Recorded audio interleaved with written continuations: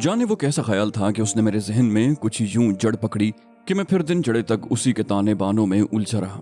कई बार जी में आया कि इस कदर जी जलाने की क्या जरूरत है, सीधे जाकर असगर साहब से ही पूछ लेना चाहिए कि अगर मैं ही उस छल्लावे का मरकूज नजर हूं तो फिर देर कैसी। लेकिन न जाने क्यों मैं हर बार पूछते पूछते रुक जाता। 2 दिन इसी उधेड़ बुन में ही गुजर गए। तीसरे दिन असगर साहब सुबह की कोसी धूप सेंकने के लिए अंगूर की बेलों के सामने दरियों पर दीवार से टेक लगा कर बैठे न जाने किन सोचों में गुम थे।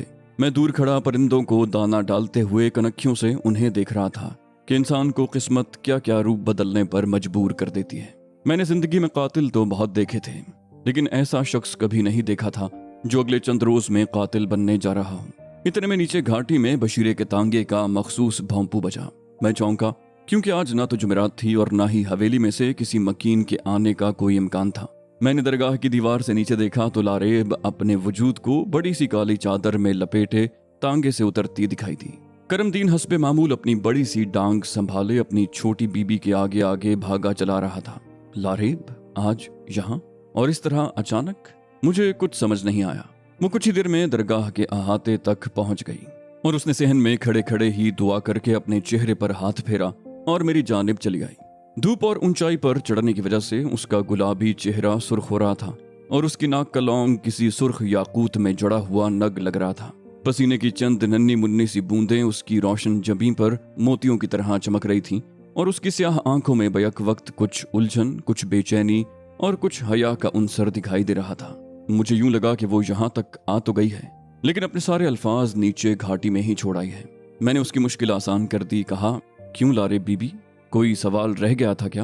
वो भी मुस्कुरा दी, बोली नहीं, ये तो मैंने उसी दिन बता दिया था कि आपने मेरे सवालों की सरजमीन को कुछ ऐसा सैराब किया है कि हर तिश्नगी मिटा दी है।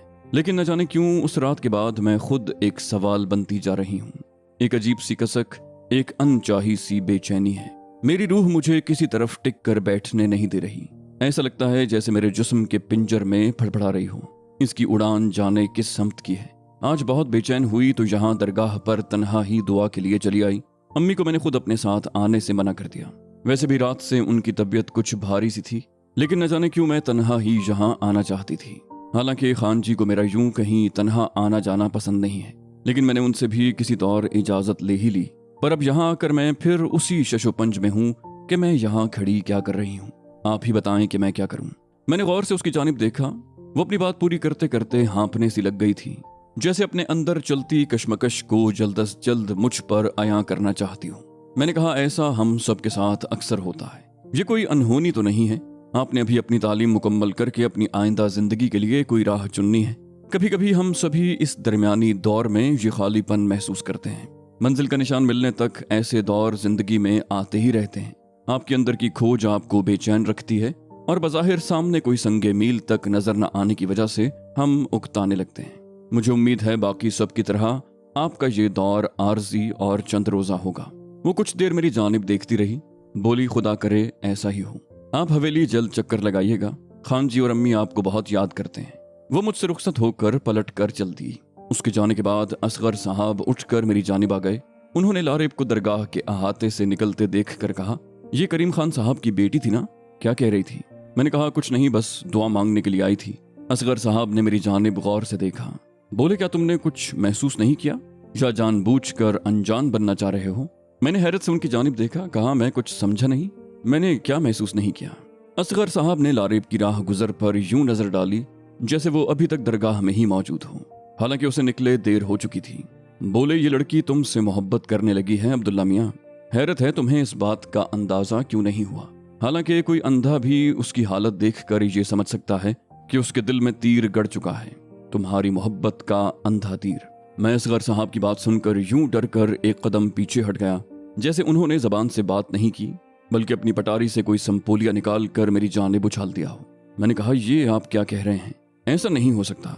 वो अच्छी तरह जानती है कि मैं किसी और से मोहब्बत करता हूँ।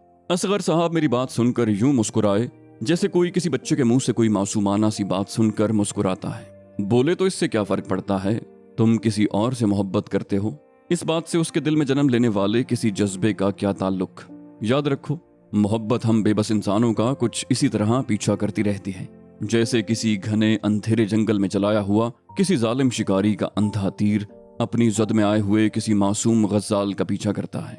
बदकिस्मती से हम भोले भाले इंसान भी उसी सीध में भागने की कोशिश करते हैं जिस तरह वो बड़ी बड़ी हैरतज़दा आंखों वाला गज़ाल बिना दाएं बाएं मुड़े बस सीधा ही भाग उठता है, लेकिन तीर की रफ्तार से जीत नहीं पाता और आखिरकार अपनी शहरग में वो तेज खंजर जैसा तीर पैवस्त करवाकर वहीं किसी गहरी खाई में गिरकर दम तोड़ देता है। मरने से कुछ लम्हे पहले खून का आखिरी तेज फव्वारा उसकी शहरग से छूटता है और वो गज़ाल अपनी रूह निकलने की तड़प में अपने पैर पथरीली चट्टान पर बेताबी से रगड़ता है। ठीक उसी तरह आज ये लड़की भी अपनी एड़ियां रगड़ने इस पथरीली दरगाह पर आई थी। उसकी शहरग से गर्म खून का आखिरी फव्वारा जारी हो चुका है और उसकी रूह धीरे धीरे निकल रही है। अब देखो कब। मैंने चिल्लाकर उनकी बात काट दी। कहा, ये आप क्या कह रहे हैं? वो बहुत मासूम है। मैं हरगिज नहीं चाहूंगा कि मेरी वजह से ऐसी कोई भी अजियत कभी भी उसे पहुंचे। आपको जरूर कोई गलत फहमी हुई है। वो जानबूझकर इस आग में नहीं कूद सकती। लेकिन असगर साहब का सफाक लहजा उसी तरह मेरी समात में बर्चियां घोंपता रहा। बोले, मैंने कहा ना, इसमें तुम्हारा या उस मासूम लड़की का कोई कसूर नहीं। खतावार तो सिर्फ मोहब्बत है। हाँ, वही मोहब्बत का अंधा तीर जिसको चलाने वाले हाथ और कमान से शिस्त बांधने वाली आंख उस बेरहम तकदीर की होती है जिस पर हमारा इख्तियार भी नहीं चलता। मैं अब भी उलझन में था। मैंने कहा, लेकिन आप ये सब इतने यकीन से कैसे कह सकते हैं? वो बोले, कुछ बातें जानने के लिए किसी खास तजुर्बे की जरूरत नहीं होती, लेकिन मैं इसलिए भी पूरी यकीन हूं कि पिछले 1 साल में मैंने चेहरे पढ़ना खूब अच्छी तरह सीखा है। इस लड़की का चेहरा तो वैसे भी एक खुली किताब की तरह है। तुम शायद अपनी आंखों पर उस खानदान के एहतराम की बंधी पट्टी की वजह से उसका चेहरा नहीं पढ़ सके, या फिर तुमने शायद ये समझ लिया है कि चूंकि वो तुम्हारी कहानी से आगाह है लिहाजा उसका दिल तुम्हारी जानिब माइल नहीं होगा।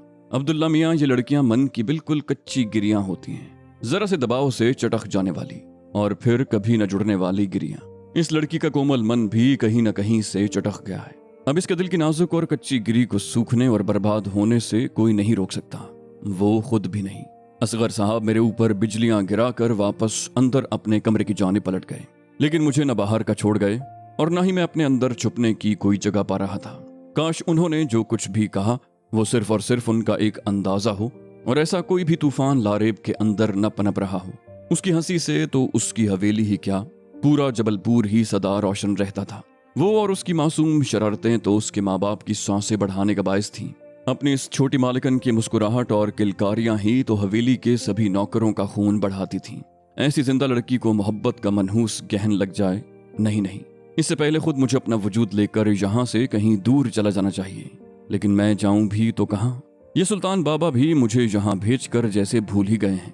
मैंने उसी शाम साहिल वाली दरगाह के नए अब्दुल्ला यानी नुमान को एक तफसीली खत लिख डाला कि जैसे भी हो वो सुल्तान बाबा तक मेरा ये पैगाम पहुंचा दे कि मैं उनका बेहद बेचैनी से यहाँ जबलपुर वाली दरगाह पर इंतजार कर रहा हूँ। मैं वो खत शाम ही को पहुंचे गांव में पोस्ट मास्टर साहब के हवाले कर आया कि उसे कल की डाक में जरूर निकाल दें। रात भर इसी बेकली में बिस्तर की शिकने बढ़ाता रहा, लेकिन उससे कहीं ज्यादा शिकने मेरी मुंह जोर सोच मेरे माथे पर डालती रही। कहते हैं खदशे और वसवसे हद से ज्यादा बढ़ जाएं तो रफ्ता रफ्ता हकीकत का रूप धारने लग जाते हैं। अगले दिन खान साहब ने बशीरे के हाथ पैगाम भिजवा दिया कि दरगाह की सालाना ज़कात बटाई का वक्त हो चला है, लिहाजा मैं दोपहर तक आकर उनसे सारे पैसे, मुस्तहकीन की फहरिस्त और पते और तकसीम का तरीक़ाकार वगैरह जमा करता जाऊं ताकि अगले दिन से ये काम शुरू किया जा सके। मैं दोपहर को वहां पहुंचा और हम शाम 5 बजे तक सारा तरीक़ाकार तय कर चुके थे। खान साहब के कुछ मेहमान भी आ गए थे, लिहाजा मैं उनसे इजाजत लेकर वापसी के लिए बाहर निकल आया। बशीर को मैंने तांगा निकालने का कहा। आज मैं मर्दाने में खान साहब के साथ बैरूनी ड्योड़ी के मेहमान खाने में ही बैठा रहा, लिहाजा एक बार जी में आया कि करमदीन से कहलवा कर अंदर बड़ी मालिकन को सलाम भिजवा दूं। लेकिन फिर न जाने क्या सोचकर मैंने खुद को रोक लिया और पलट कर तांगे की तरफ चल पड़ा। लेकिन अभी मेरा एक पांव तांगे की पिछली सीट के पायदान पर ही था कि लारेब निहायत उजलत में अंदर से निकल कर हमारी जानिब आती हुई नजर आई। वो इतनी बदहवासी थी कि ठीक तरह से मेरे सलाम का जवाब भी नहीं दे पाई। बोली, आप जा रहे हैं? अम्मी से नहीं मिलेंगे? मेरा मतलब है यूं अचानक? मैं तो समझ रही थी आप हवेली आए हैं तो सबसे मिलकर जाएंगे। मैंने कहा, जी खान साहब ने कुछ काम दिए हैं, सोचा पहले उनको निपटा लूं तो फिर बड़ी मालिकन की खिदमत में भी सलाम अर्ज करने आ जाऊंगा। बहरहाल आप मेरी जानिब से उन्हें आदाब जरूर कहिएगा। वो कुछ बेचैन सी थी। बोली, आप फिर कब आएंगे? मेरा मतलब है मुझे आपसे बहुत सी बातें करनी है, लेकिन न जाने जब कभी मौका मिलता है तो जहन में सब कुछ उथल पुथल सा क्यों हो जाता है। और फिर आपके जाने के बाद खुद को कोसती रहती हूँ कि आपसे ठीक तरह बात क्यों नहीं कर पाई। उस रोज इतनी दूर चलकर दरगाह भी आई, लेकिन वहां भी बात अधूरी ही रही। लारेब जब बेचैन सी बार बार अपने सर पर दुपट्टा ठीक करती और अपनी नाजुक सी कलाई में पड़ा हुआ वो सुनहरी कड़ा बार बार घुमा रही थी, तो न जाने मुझे उसमें वो पहली मुलाकात वाली लारेब कहीं भी झलकती नजर नहीं आई। ये तो कोई और लारेब थी, जिसकी हंसी की जड़ों में मोहब्बत का दीमक अपना असर दिखाने लगा था। उसके गुलाबी रंगत में मोहब्बत का नीला जहर धीरे धीरे शामिल होता जा रहा था और उसकी नसों में बहते सुर्ख खून में इश्क नामी जहरीले मादे की सूरजमुखी जैसी जर्द रंगत की मिलावट अब उस लड़की के चेहरे से झलकने लगी थी। मेरा दिल चाहा कि मैं उसका हाथ पकड़कर उसे अपने साथ तांगे की पिछली नशिस्त पर बिठा लूं और उसे शहतूत के दरख्तों वाली उस झरना बहती सड़क के किसी पुरसकून किनारे ले जाकर उससे सिर्फ इतना कहूं कि देखो, ये जिंदगी है, ये तुम हो। अपने अंदर की इस पुरशोर बहते झरने जैसी जिंदगी को कभी भी ऐसे जज्बे के नाम गिरवी मत रख देना कि तुम्हारे अंदर बहती जीती जागती जिंदगी के सोते ही खुश्क हो जाएं। लेकिन मैं उसे ये सब न कह सका और मेरी जबान से सिर्फ इतना ही निकल सका, आप जब भी चाहें मुझे तलब कर सकती हैं। दरगाह इतनी दूर तो नहीं, और फिर मैं कम से कम आपसे हमेशा यही तवक्को रखता हूँ कि आप अपनी किसी भी जहनी उलझन को दिल में दबाए नहीं रखेंगी और जब भी आपका मन चाहेगा आप उसे बांट लेंगी। या अभी तक आपने मुझे सिर्फ मेहमानों की फहरिस्त में ही सजा रखा है। मेरी बात सुनकर उसके चेहरे पर छाए फिक्र के बादल कुछ हद तक छट गए और वो हल्के से मुस्कुरा दी। मुझे यूं लगा जैसे कुछ देर के लिए घनी बदलियों की ओट से सूरज ने झलक दिखाई हो। नहीं, मेहमानों की फहरिस्त से तो मैं कब का आपको निकाल चुकी। आपसे कुछ पूछना था, क्या मेरी कभी ज़हरा से मुलाकात हो सकती है? मैं उन्हें देखना चाहती हूँ, जाने वो कैसी होंगी जिनकी एक झलक ने ही आपकी जिंदगी बदल दी। मैं देखना चाहती हूँ कि क्या कोई अपने अंदर ऐसा असर भी रखता है कि पल भर में काया पलट दे। क्या आप उनसे मुझे कभी मिलवाएंगे? मुझे उसके भोलेपन पर हंसी आ गई। कहा, जरूर मिलवाऊंगा, और एक बात याद रखिए कि हम में से हर एक के मुकद्दर में ऐसी एक नजर जरूर होती है जो हमारी काया पलट कर रख दे। और अब ये हमारी अपनी कोताह नजरी है अगर हम अपने नसीब की उस एक नजर को भी बरत न सकें। और ये भी सच है कि खुद हमारी अपनी नजर भी किसी न किसी और के लिए वैसी ही तासीर रखती है। कौन जाने हम खुद किस लम्हे किसकी जिंदगी बदल रहे होते हैं, लेकिन हमें खुद भी उसकी खबर नहीं हो पाती। शायद नजर का ये सारा खेल ही आंख मचोली का है। वो गौर से मेरी बात सुनती रही, जाने वो मेरे लफ्जों के दरपर्दा मानी तक पहुंच सकी या नहीं, लेकिन इतने में अंदर से बड़ी मालिकन का लारेब के लिए बुलावा आ गया। खुद मुझे भी उसका यूं इतनी देर तक बैरूनी ड्योड़ी में खड़े रहना कुछ बेहतर नहीं लग रहा था। वो वापसी के लिए पलटने से कबल चंद लम्हों के लिए रुकी, बोली, आप ठीक कहते हैं, लेकिन क्या ये भी हमारी बदनसीबी नहीं होती कि नजर के इस पूरे खेल में कुदरत सारे के सारे पत्ते अपने पास ही रखती है और खुद हम नजर को सहने या नजर डालने वालों की हैसियत सिर्फ एक तमाशाई किसी होती है। न तो अपने मुकद्दर की नजर को बरतना हमारे अपने इख्तियार में होता है और न ही किसी और के नसीब में लिखी हमारी अपनी नजर को हम रोक सकते हैं। हमें होश तब आता है जब हम अपना सब कुछ लुटा चुके होते हैं या फिर खुद किसी के मुकद्दर के कज़्ज़ाक़ बनकर उसे लूट लेते हैं। आपके पास फिर कभी वक्त हुआ तो हम इस मौजू पर दोबारा बात जरूर करेंगे। वो खुदा हाफिज कहकर पलट कर चल दी। बशीर ने भी तांगे को एड़ लगा दी और दूर होती हवेली के ऊंचे बुर्ज भी रफ्ता रफ्ता धुंधले पड़ गए। लेकिन मुझे असगर साहब की कही बात याद आने लगी। मुझे इन जज्बों की ताकत से डर लगने लगा था। क्या ये जज्बे इतने मुंह जोर भी हो सकते हैं कि हमारे खून में शामिल होकर हमारे अंदर को भी तहस नहस कर दें, हमारे अंदर की तबई हालत को ही बदल कर रख दें, हमारी शख्सियत के रुख पलट दें? क्या इन जज्बों की अपनी भी कोई कीमियाई तासीर होती है जो पल भर में हमें बुखार में फुनका देती है और सख्त गर्मी में हम सर्द होकर लरजने लगते हैं? अगले 2 दिन इसी कश्मकश में गुजर गए। तीसरे दिन सुबह सवेरे डाकिये की साइकिल की मखसूस घंटी नीचे बजती सुनाई दी। मुझे खुशगवार सी हैरत हुई क्योंकि अभी 2 दिन पहले ही मैंने अब्दुल्ला मियाँ को तफसीली खत लिखा था, लेकिन उसका जवाब 2 हफ्ते से पहले मिलने की उम्मीद नहीं थी क्योंकि उस दूर दराज इलाके में डाक का निज़ाम इस कदर तेज रफ्तार नहीं था कि कोरियर सर्विस की तरह दूसरे ही दिन डाक मुल्क के किसी भी कोने में पहुंच जाते। तो फिर ये खत किसका आया होगा? कुछ ही देर में डाक बाबू ऊपर पहुंचा। खत मेरा ही था और मुझसे पहले वाले अब्दुल्लाह की जानिब से था। उसने अपनी और सुल्तान बाबा की खैरियत से आगाह किया था और मेरे लिए खुशखबरी ये थी कि सुल्तान बाबा का कुछ दिनों में जबलपुर आने का इरादा था। मतलब ये कि मैंने नुमान को खत लिखकर जिस ख्वाहिश का इजहार किया था, कुदरत ने साहिली दरगाह पर मेरा खत पहुंचने से पहले ही वो दुआ कबूल कर ली थी। मैंने सोच लिया था कि सुल्तान बाबा के आते ही उनसे इजाजत लेकर जबलपुर से कहीं आगे निकल जाऊंगा। اس سے پہلے کہ لارب کے اندر کی کوئی بے چینی کوئی واضح رخ اختیار کرے، مجھے اس کی نظروں سے اوجھل ہو جانا ہی بہتر لگ رہا تھا۔ جانے کیوں اس لمحے مجھے زہرا بہت ٹوٹ کر یاد آئی اور مجھے لمبے سفر میں شدید تھکن کا احساس ہونے لگا۔ دراصل مجھے اب ڈر لگنے لگا تھا۔ سینٹرل جیل میں سکندر کی پھانسی سے لے کر یاقوت کے ہتھیار ڈالنے تک میں نے اس محبت نامی جذبے کی تباہ کاریاں خود اپنی آنکھوں سے دیکھی تھیں، اور پھر میں تو خود اس منہ زور جذبے کی اندھی طاقت کا ایک چلتا پھرتا ثبوت تھا۔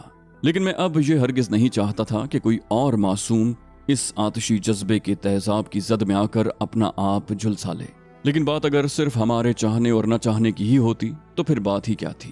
یہاں تو ہر فیصلہ پہلے سے ہی طے شدہ اور ایک لفافے میں مہر بند ہمیں ملتا تھا۔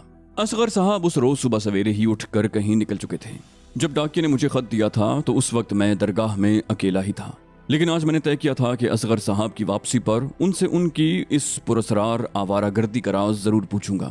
انہوں نے مجھے بتایا تھا کہ چھلاوا ان سے دن کی روشنی میں کم ہی ملتا ہے اور زیادہ تر وہ شام کے بعد ہی ان پر واضح ہوتا ہے، لہٰذا ان کی اس یاترا کا مقصد کچھ اور ہی ہو سکتا ہے۔ لیکن اس روز وہ نہ جانے کہاں نکل گئے تھے کہ پہلے دوپہر اور پھر عصر کا وقت بھی گزر گیا، لیکن ان کی واپسی نہ ہوئی۔ عصر کے بعد آسمان پر اڑتے بادلوں نے گلے ملنا شروع کر دیا اور کچھ ہی پلوں میں سبھی کے درمیان سازش ہونے لگی کہ کس غریب کی کچی چھت پر برس کر اسے ستایا جائے۔ بادلوں کے درمیان ہوتی سرگوشیاں آہستہ آہستہ بلند آواز بحث میں تبدیل ہونے لگی اور اس گڑگڑاہٹ کی آواز نیچے ہم زمین والوں تک بھی پہنچنے لگی۔ موسم کے تیور کچھ اچھے نہیں لگ رہے تھے اور فی الحال اصغر صاحب کا دور دور تک کچھ پتہ نہیں تھا۔ ذرا سی دیر میں ہلکی ہلکی بوندا باندی اور تیز ہوا کی جھکڑوں نے درگاہ کے صحن میں پڑے پتوں کی چادر کو اس طرح لہرانا شروع کیا جیسے کوئی قابلی پٹھان اپنی گٹھڑی میں سے رنگین کپڑوں کے تھان کھول کھول کر نمائش کے لیے ہوا میں لہرا رہا ہو۔ میں نے درگاہ کی منڈیر سے نیچے گھاٹی میں جھانکا۔ گاؤں کی طرف سے آتی سڑک سنسان پڑی تھی، لیکن پھر دور ہی سے کسی تانگے کے گھنگروؤں کی چھنکار سنائی دینے لگی اور کچھ لمحوں میں ہی سواری کے آثار نمایاں ہونے لگے۔ یہ بشیرے کا تانگا نہیں تھا۔ میں نے سنا تھا کہ گاؤں سے ذرا پرے ایک اور بستی میں بھی چند تانگے سواریاں لاتے لے جاتے رہتے ہیں، یہ شاید انہی میں سے کوئی ایک تانگا ہوگا۔ میں نے یہ سوچ کر اطمینان کی ایک ٹھنڈی سانس بھری کہ ضرور اصغر صاحب اسی تانگے میں آ رہے ہوں گے۔ چلو اچھا ہے، شام ڈھلنے سے پہلے اور اندھیرا ہونے سے پہلے وہ اپنے ٹھکانے پر لوٹ آئے تھے۔ نہ جانے چند ہی دنوں میں ان کے ساتھ کیسا عجیب سا رشتہ بن گیا تھا، حالانکہ وہ خود مجھے بتا چکے تھے کہ وہ کتنے خطرناک ارادے سے اس درگاہ پر قیام پذیر تھے، لیکن پھر بھی پتہ نہیں کیوں مجھے ان سے کبھی بھی خوف محسوس نہیں ہوا، حالانکہ ان کے اس جان لیوا ارادے کا شکار میں خود بھی ہو سکتا تھا۔ لیکن میرا اطمینان عارضی ہی ثابت ہوا۔ تانگے سے کوئی اور شخص اترا اور پھر تانگے والے سے راہ پوچھ کر اوپر درگاہ کی پتھریلی ڈگر پر چڑھنے لگا۔ میں شش و پنج میں وہیں منڈیر پر کھڑے ہو کر اسے دیکھنے لگا۔ سرد ہوا کے تھپیڑے اپنے ساتھ ٹھنڈی برچھیوں جیسی بوندوں کی سوغات لیے اس کا استقبال کرنے کے لیے لپکے چلے آ رہے تھے۔ کچھ دیر میں وہ اوپر پہنچ گیا۔ اس نے دور ہی سے مجھے سلام کیا اور قریب آ کر بولا، جناب میرا نام حوالدار اکرم ہے، جبل پور پولیس تھانے کا محرر بھی میں ہی ہوں۔ میں نے کہا جی فرمائیے، میں آپ کی کیا خدمت کر سکتا ہوں؟ مجھے الجھن سی ہو رہی تھی، پولیس کا اس درگاہ پر بھلا کیا کام؟ اس نے اپنی بیلٹ کسی، بولا آپ کا نام ہی عبداللہ ہے؟ میں نے کہا جی میں عبداللہ ہوں۔ بولا آپ کو میرے ساتھ ذرا تھانے تک چلنا ہوگا، نیچے کوئی خون ہو گیا ہے۔ میں نے کہا خون؟ اچانک ہی مجھے یوں لگنے لگا جیسے ساری درگاہ ہی گھوم رہی ہو۔ اچانک ہی مجھے اصغر صاحب کی لمبی غیر حاضری اور ان کے آخری جرم کے ارتکاب کے خیال نے آ گھیرا۔ کہیں چھلاوے کا آخری حکم حقیقت کا روپ تو نہیں دھار چکا تھا؟